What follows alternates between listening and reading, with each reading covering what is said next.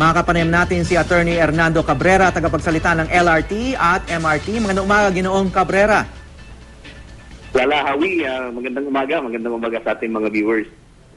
Kaninang umaga, habang papunta ako rito sa GMA, nakikita ko pang umaandar yung mga tren ng MRT. Kumusta na po ang operasyon ninyo?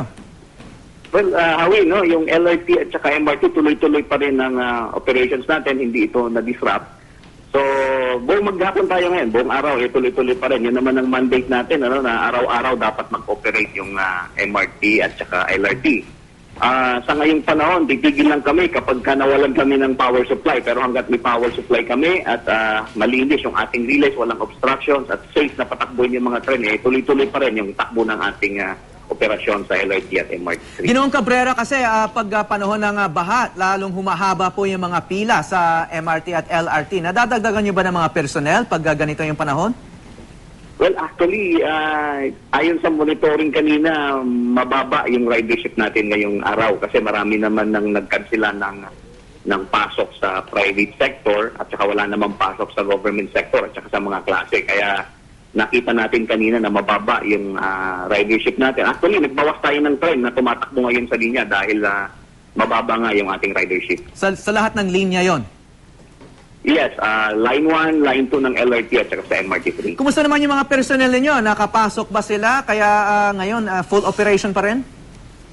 Yes, full operations naman tayo. Kanina umaga lang, nagka-problema sa Line 1 kasi nga apektado yung pagpasok ng ating first shift. Yung first shift kasi natin ng tellers, nag-start yan alas 3 ng madaling araw. So sila yung naapektuhan ng pagbabaha at kakulangan ng transport natin para sila ay makapasok ng tama at saka sa tamang oras kaninang umaga. Kaya nabawasan tayo ng ating personnel. Pero sa ngayon, mukhang okay naman na kasi yung mga na-delayed na pumasok kanina ay nakapasok naman na.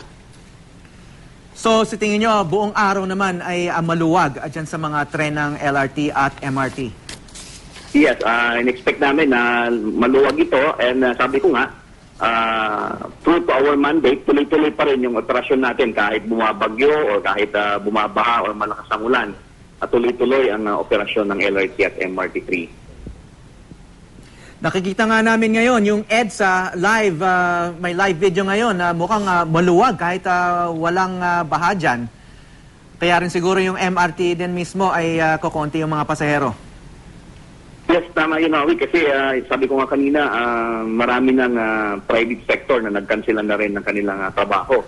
So, kumunti na talaga yung ating mga pasahero. Pero kahit ganun pa man, tuloy-tuloy pa rin yung operasyon natin. Okay, maraming salamat, Ginoong Cabrera, tagapagsalita ng MRT at LRT. Thank you very much.